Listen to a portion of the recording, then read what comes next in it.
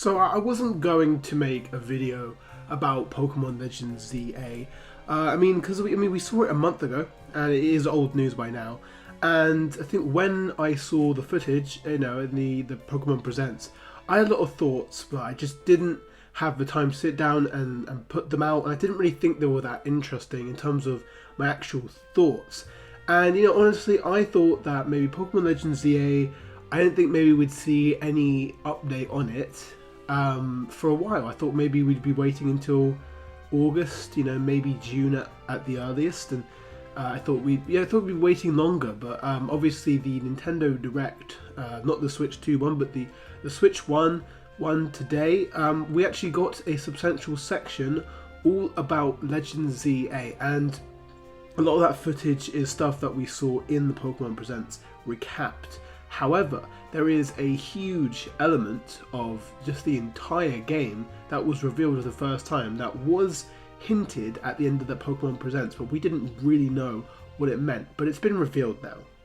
So, hello, welcome to another video. This is just a quick, easy to edit, low effort, I guess low budget kind of video, and I hope that's okay. I do have, a busy week ahead. Obviously we have the Nintendo Direct obviously next week, which I'm going to be having plenty of content about. But in addition, I do want to get out a certain Metroid video, which I had planned anyway, but now it feels like it's perfect timing. I want to get it out before the Switch Direct, just mainly because I feel like there's gonna be so much to talk about in that Switch Direct. So get ready for a Metroid video. I won't maybe say the nature of it, but it's about several games. It's not just about the elephant in the room. However, that Direct, it had its highs, it had its lows, but I didn't expect going in. And if you know me, I didn't expect going in to see anything Legends ZA. However, what we did see is we didn't see new Megas, which those have all started to leak out, and I really did expect maybe if we were going to see anything, it would just be Megas. We saw that there is a day and night cycle in Pokemon Legends ZA. Essentially, what it means is that there is, in the day, you're kind of going around, you're catching Pokemon, you're exploring the city, going to a cafe. I'm not sure how interactive that cafe is. And you go into these wild zones and you catch Pokemon, and you live in the Hotel AZ, the Hotel Z, and it looks really cool. It looked cool. I liked the aesthetic of Legends ZA. Obviously the graphics aren't the peak of what Switch can actually do, but for a Pokemon game on the Switch, I thought it looked pretty decent. And yeah, so it looked fun, but you didn't really know what you were doing. You didn't know what your progress was.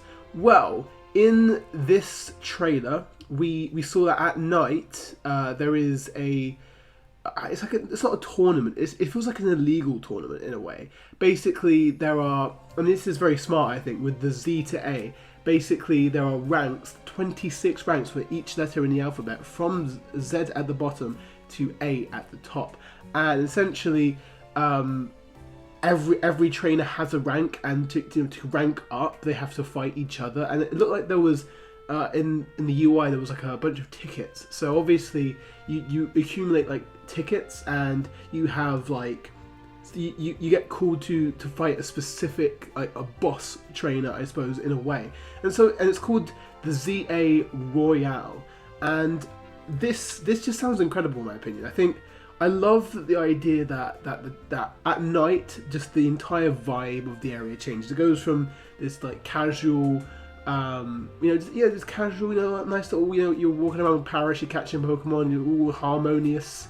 But then, at night, you're going around, you're fighting other trainers that, like, you can sneak up on them and get there. You can, like, literally sneak up on them before they even see you, and they can do the same for you. You're almost, like, trying to make sure you don't get caught yourself, just so that you can get high up in the ranks. And then, so it's essentially, because I think a lot of people had an issue with Legends Arceus and the fact that it didn't have a battle focus, and the fact that it didn't have any like gym system. I guess the equivalent was the boss fights, and I quite like them. But in this case, there seems to be a lot more of a battle focus, and that makes sense because the combat, which I haven't spoken about, but I love how it's almost like a Xenoblade inspired like action-y combat, and so as soon as we saw that, I knew that there had to be a sort of gimmick in the game that would allow for these dynamic fights to be common. But I didn't think that a building would make sense for it. I mean, you can fight inside of a building, but with how like dynamic and actiony it actually is, it makes sense to be like just fighting against a sprawling city and using your megas in just what on top of a house.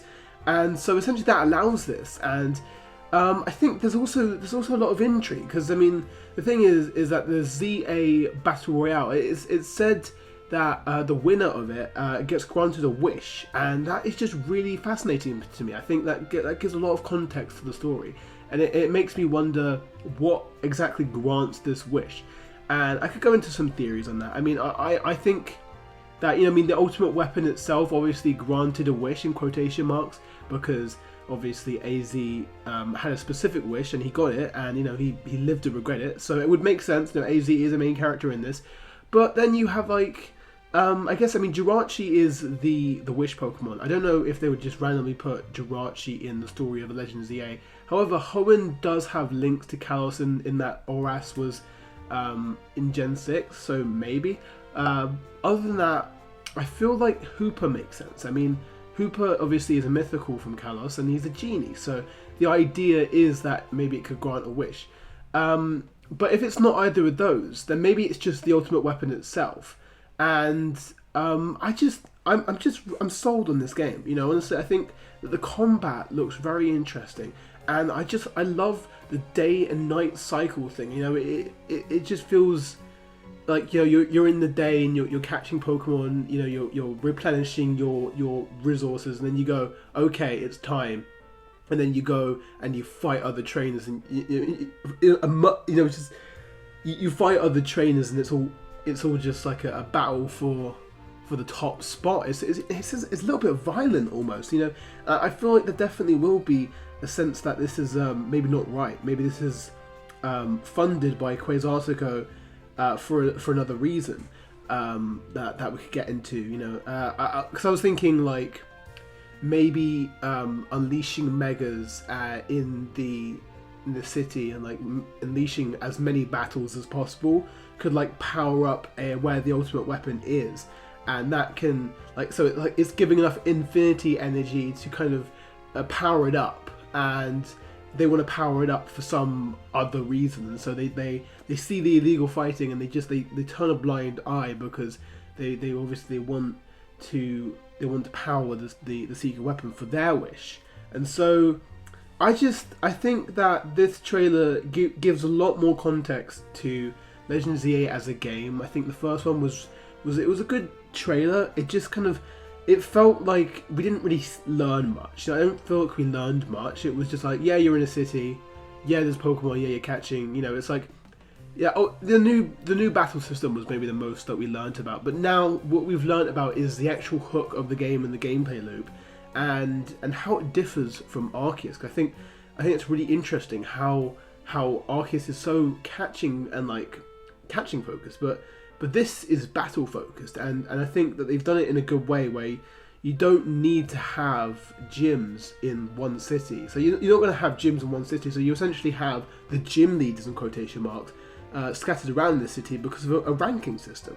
So yeah, I was always going to get this game, and I was always going to be excited about it because I'm a big Pokemon fan. Honestly, I like most Pokemon games, so I was always going to be down for it. But I think this trailer really, it gave context to the game, and it made it feel more tangible. I'm watching it and I know what I'm going to be doing for the course of the story, and I'm really, really interested to see where the story goes. And yeah, I'm just really excited about it. Honestly, I am. I think it looks really good, and I think that the Legend series is just getting more and more exciting for me. I think just how different the games have been between the two that we've had, and the potential for what can be. So yeah, let me know what you guys think of Legend of ZA based on what we now know, you know, there's obviously we can learn more, I suppose, in coming trailers. But you know, part of me now doesn't really want to know too much more about the story. I feel like I know enough about the story. I just want to see the new megas and whatever like aesthetic thing. You know, I don't need to know too much more about the story now. I think that's kind of hooked me. I know what the gameplay loop is, and yeah, I'm really excited. So just let me know what you think. And that's just been a little quickie, a little quick low effort video, just going over that, because yeah, I just really thought I want to get my thoughts out there. I don't know if other people saw this and thought the same, or if they looked at this and went, oh, it looks boring. Hopefully not, because I don't think it did. Anyway, thank you for listening to this video, and I will see you next week for a very, very busy and exciting week. Goodbye.